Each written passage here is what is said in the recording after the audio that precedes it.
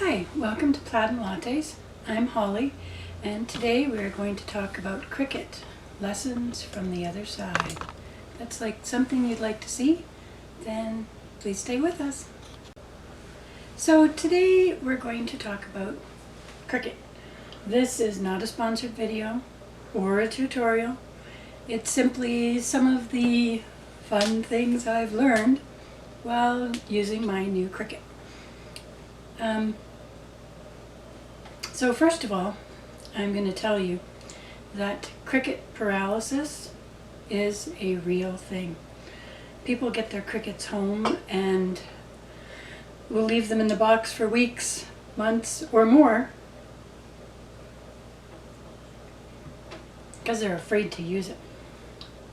They spent a large amount of money on this big investment, but it's scary opening up that box.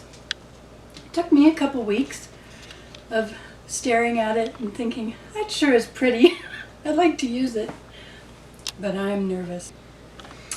But I'm here to tell you that it's not as scary as you think it is. Open the box, look inside, take the things out, and remember why it is you wanted that Cricut in the first place. What did you want to make with it? Where were your dreams going? Just acquaint yourself with it. Even if you don't do the first project, just it'll come. It's not as scary as you think it is. We all make mistakes. My suggestion is you try a bunch of different little things, make your mistakes, and enjoy your mistakes. We all start from somewhere. Even those YouTubers who make it look like it's magic, they all started from somewhere, and so did I. I would suggest that you watch some YouTube videos. I particularly watched Jennifer Maker, Maker's Gonna Learn, and Bethadilly. I liked them because they were easy to understand. They were not crazy and obnoxious and all the different things. They are teachers. They know how to teach. And it's really easy to understand them and to follow their tutorials, to learn from them. And they have some great ideas. Another one who has some really amazing techniques and tutorials is Mr. Crafty Pants. AJ will kindly link all those below so you can find them if you'd like them. I'm going to say that with a caveat here, because some of them can be kind of crazy. Join some Facebook groups. There are Facebook groups for beginners. There are Facebook groups for SVGs or free SVGs. There are Canadian Facebook groups, which is kind of nice if you're looking for stuff that you want to buy in Canada and you don't have to want to go to the States to get stuff. A lot of Canadian places will be mentioned in those groups. There is also Facebook groups for Christian cricketers, which is really nice because some of the Facebook groups can be a little bit crazy. They can have some really out there designs, some controversial or crass or just plain vulgar topics or designs.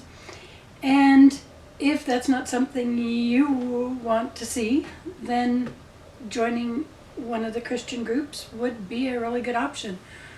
And they are just as helpful as the other groups. They may not have as many funky things to put on your shirts or boards or pictures, but there's a lot less drama.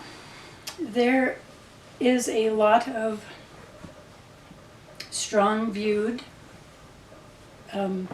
opinionated people in some of the regular Cricut SVG type groups. And if that's not your cup of tea, then trust me, there are a lot of them out there. Keep looking until you find one that fits you. I try to stay away from those groups because I'm a little sensitive and I don't find them impressive. So you do you. As for SVGs, there are a lot of free SVG groups, and some of them everybody just shares everything, and they are not ethically sourced, so to speak. The people who create these SVGs are not getting paid for them or the credit where credit is due. They're not mentioned. People just buy their SVGs and then share them with everyone. And that's okay if that's what you want to do. If not, there are lots and lots of SVGs out there that are offered free by different people or different companies who did create them. There are also different SVG groups that you can pay for. There is design bundles, Maker's Gonna Learn, lots on Etsy. If I didn't mention that, did I mention that? Etsy, good place to find SVGs. And Cricut Access. And on that note, let's talk about the difference between Design Space and Access. Design Space is Cricut's software where you go to add SVGs, create things for your pictures or your mugs or your keychains, and it's free. It is for designing, and you just simply plug and play. You use it. Cricut Access is a paid subscription, and in there you will find all kinds of fonts and designs, and they have all kinds of everything you can think of. And if you're just starting it, you usually get your 30-day free trial, and after that, if you choose to continue to pay for it, which I do because I love it, it's a really great option. But you do need to have Design Space. You do not need to have Cricut Access. I would say for me, learning SVGs was the hardest part. Where to find them, how to use them, how to clean them up, what to do with them. It can be a little intimidating, especially when, like me, you are not tech savvy. That was my learning curve, was learning how to use the SVGs and what to do with them. Once you do it a few times, it gets easier and easier until it's just second nature to you. I watched Jennifer Maker to learn how to use the SVGs, where to get them, what to do with them. She has a lot of free SVGs on her site and free patterns, different things that you can make and do, and I just love Jennifer Maker. I think she's awesome and she teaches really well. The next biggest challenge I had was weeding. Some people love it, some people hate it. It's a learning curve. When you start out, I suggest you use bold fonts and bold designs. Don't go for the thin and pretty and delicate until you learn what it is you're doing and how to do it effectively. It is a skill, and take your time to build your skills. Set yourself up for success. Use some bold patterns, bold designs, bold fonts.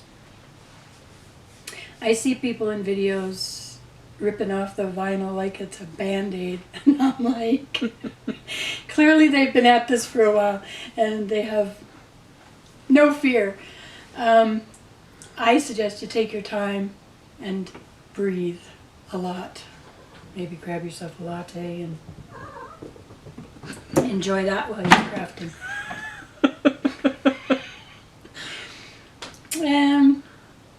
Unless, of course, you are weeding Cricut adhesive foil. This is evil. It doesn't cut, it doesn't weed, it doesn't stick, it's not your friend. Don't let it make you think it is. I got in a bundle and I've been trying to use it. Been trying real hard. When you're starting out, stay away from strong grip mats, strong grip transfer tape. It's pretty much just used for like crazy things, like Cricut glitter vinyl, which is also evil. Stay away from the strong grip. Blue mats are for paper, green mats are for vinyl. You may find as you get more used to it that you can use your blue mat for vinyl or your green mat if it loses a lot of tack for paper, cardstock and stuff. But for the most part, blue is for cardstock, green is for vinyl.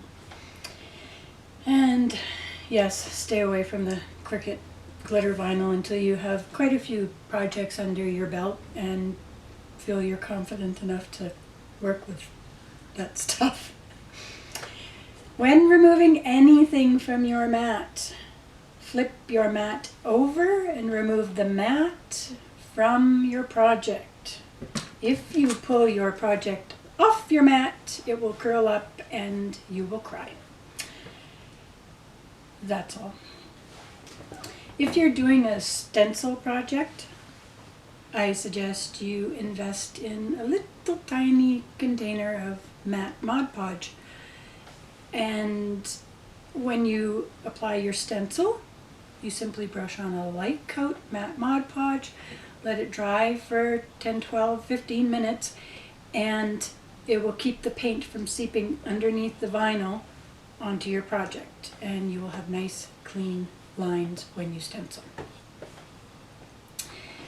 There are so many different types of qualities and different vinyls that you can get, patterns, the sky is the limit. But do your research, because not all vinyl is created equal. Make sure you're buying from a reputable vinyl source. Check, if you're buying on Amazon, check the ratings. Check what other people have said about it. If it's thin, if the colors aren't great, make sure you're getting what you really, really want. Being in Canada means I don't have easy access to a lot of different brands that are easy to come by in the States. I've chosen to purchase from Canadian stores for now. 1010 Vinyl and Script Designs are two companies I've used, and they have amazing customer service, they have amazing products, and great shipping and great prices. And no, this is not sponsored. I just like how they do business. And being that they're Canadian, for me, shipping is a lot less. And yeah, check them out if you're in the market. We'll leave links below to those two. When you start, try some fun designs. Don't go hardcore into the...